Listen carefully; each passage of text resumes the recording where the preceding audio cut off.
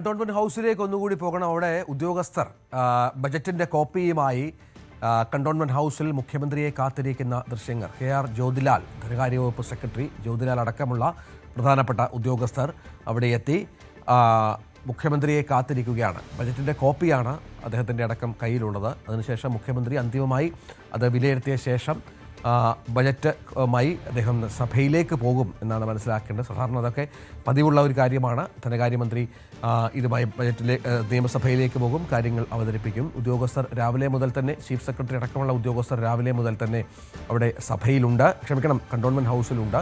മുഖ്യമന്ത്രിയുമായുള്ള അന്തിമവട്ട ചർച്ചകൾ, കൂടിയാലോചനകൾ, കൂടിക്കാഴ്ചകൾ, അത് സങ്കീർണമായ പ്രക്രിയയാണ്.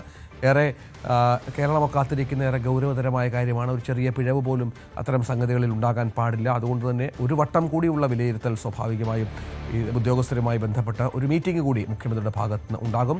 ചീഫ് സെക്രട്ടറിയെ നമുക്ക് ദൃശ്യങ്ങൾ കാണാം. മുഖ്യമന്ത്രി പുറത്തേക്ക് വരുന്ന കാഴ്ചകൾ കൂടി പ്രേക്ഷകർ കാണാം. അദ്ദേഹം മുഖ്യമന്ത്രി അടക്കം അവിടെ ഉദ്യോഗസ്ഥരുമായി കൂടിക്കാഴ്ച നടത്തുന്നു.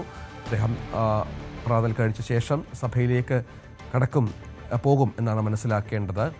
ദൃശ്യങ്ങളിൽ കാണുന്നത് പോലെ ഉദ്യോഗസ്ഥരുമായുള്ള സംസാരത്തിലാണ് മുഖ്യമന്ത്രി. അതിനുശേഷമാകും സഭയിലേക്ക് പോകുക. VD സതീശൻ സർക്കാരിൻ്റെ ആദ്യ ബജറ്റ് അവതരണം, ബജറ്റ് മുഖ്യമന്ത്രിക്ക് കൈമാറുന്ന ദൃശ്യം.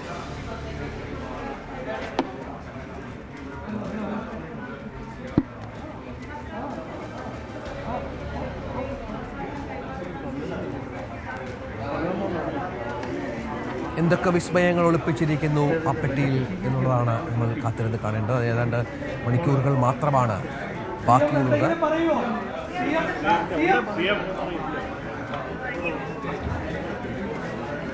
ഉദ്യോഗസ്ഥർ കണ്ടോൺമെന്റ് ഹൗസിലെത്തി, ധനകാര്യ സെക്രട്ടറി അടക്കം കണ്ടോൺമെന്റ് ഹൗസിലെത്തി.